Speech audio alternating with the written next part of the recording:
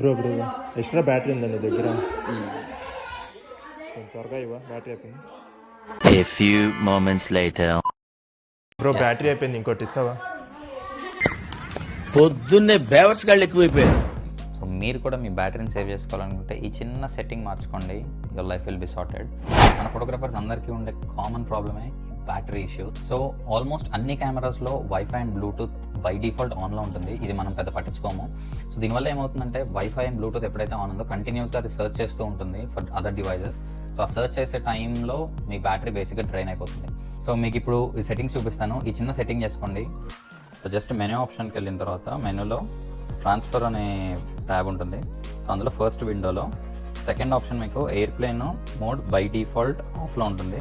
అది just on చేసుకున్న తర్వాత మీకు ఇక్కడ క్లియర్గా కనిపిస్తుంది ఎయిర్ప్లేన్ మోడ్ ఆన్లో ఉందా ఆఫ్లో ఉందా అని.